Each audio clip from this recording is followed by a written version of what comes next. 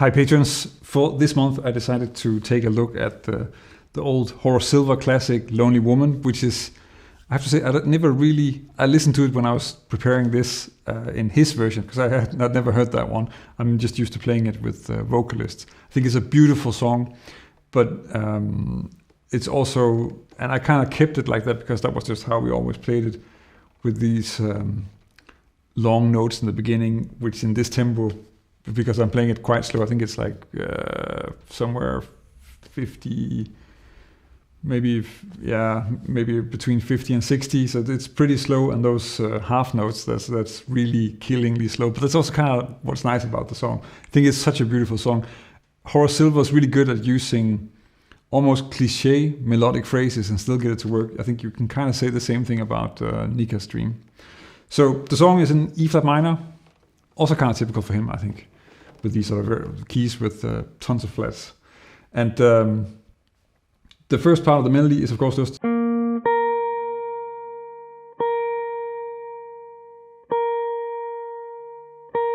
one note repeated, but then with changing harmony, which of course makes the whole thing work. So I'm playing the first one as just a minor 11 chord, and then I'm actually moving that shape down, so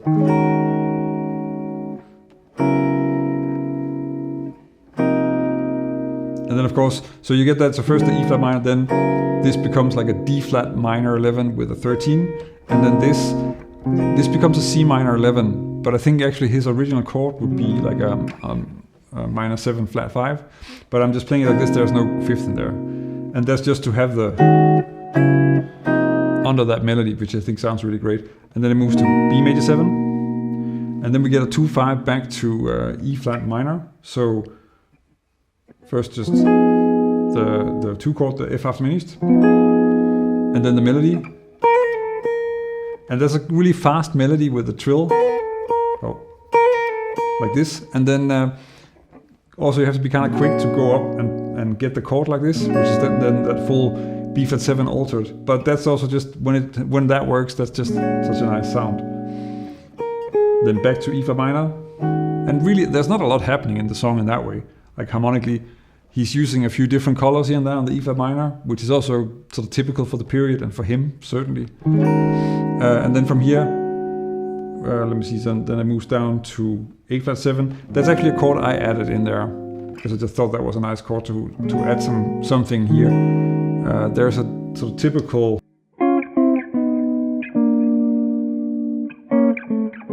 sort of run that he uses, and Pat Metheny uses it in his version as well, but I wanted to do something else. So I go to the E flat minor here, and then from that one I move to the A flat 7, and then quickly making that a sus chord, F half diminished, so we get just another 2-5, and then going from this voicing, which is really just the root position, F half diminished of course, to this one, and then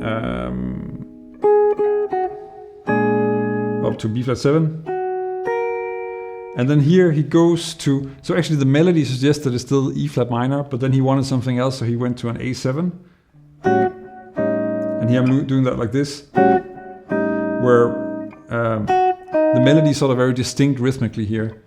And then because I have to change like this, I'm sort of pretending that I'm not playing the chord the second time, so it's very soft, but it's still there, but I still have to play it, because otherwise I can't get the melody out. And then it moves down, just shell voicings, to the F half diminished. And of course the F half diminished, I'm just playing the shell voicing, there's no fifth in there, and you get this really nice sort of low B flat 7 altered, and then up to E flat minor. And then that's the first A. So of course this is an A-B-A, but the second A, yeah, I think the way I think of it is like the second A is actually only 7 bars, because it goes straight to the bridge. So it's kind of messing a little bit with the A-B-A form, but it is still A-B-A.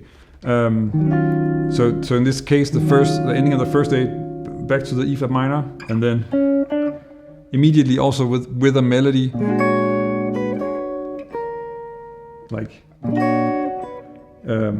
again up to that B flat 7 altered, and then back to the A part. And actually the second A part I'm playing almost exactly the same, so that's also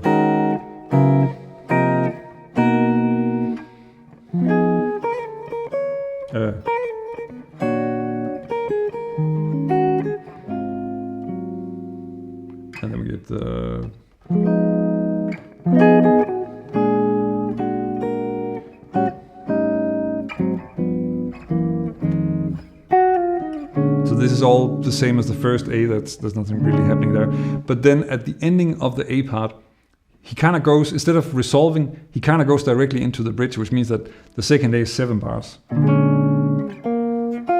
So that's the ending of the A part melody. And then he goes into this, which I turned into some drop 2 voicings, just some block harmony, because I thought that was a nice change for this one. And also because it's nice to have something moving when it's in a ballad, and now the melody is moving kind of fast, then that's just a really nice effect. So the first part is like this, so really just E flat minor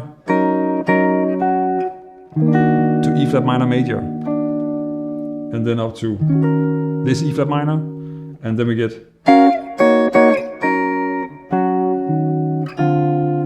so that's really just moving like E flat minor 9, E flat minor 7, E flat minor 7, and then that's once twice, that's once to this E flat minor, D minor as a passing chord, down to D flat minor, and then a similar melody on that one, but here I'm not block harmonizing that one, so first is D flat minor 9, but as you can tell, I'm really moving around a lot on the neck here, like this, right? So there's really a lot happening in terms of moving around, but it's actually not super difficult to play, so. And back up again, so that's also. And the reason why I'm moving back up, you can only play this one down here. There's really no other way to get around that one.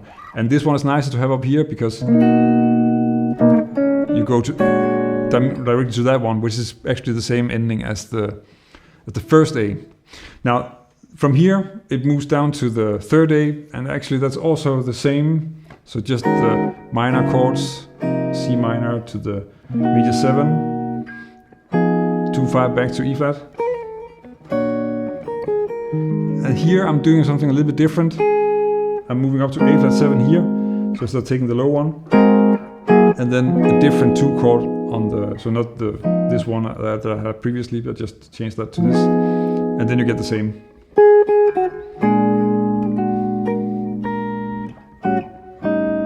And also the same shell voicings. And then I added a coda just to have added something to it. And what I'm doing is that instead of resolving, normally the melody would just go to E flat, and that would be the ending of the song. The way I did this was to turn that into sort of a longer travel. We can't really do like a sharp 4 ending in a minor piece. So instead I'm going to this D7 altered, which of course is really like an E flat minor 6. And then I have this pattern happening, so to D flat major 7, same pattern, C sus 4, and then B major 7, where I'm arpeggiating with a flat 5 or a sharp 11, whatever you want to call it. And then finally resolving to E, to the E flat minor 7 with a 9, as a nice sort of kind of neutral, but still a nice ending chord. So that's the arrangement. It's not super difficult to play. So maybe give it a go and see. You can always, like, it makes sense. You can get the bridge to work without block harmonizing if you find that difficult. You know, that will work too.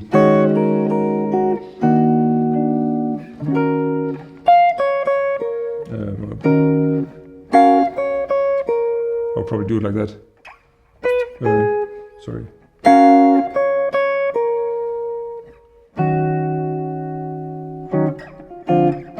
Yeah, that would be a solution if you want to go get around the block chords. It doesn't have to be super difficult. That's for the bridge, of course.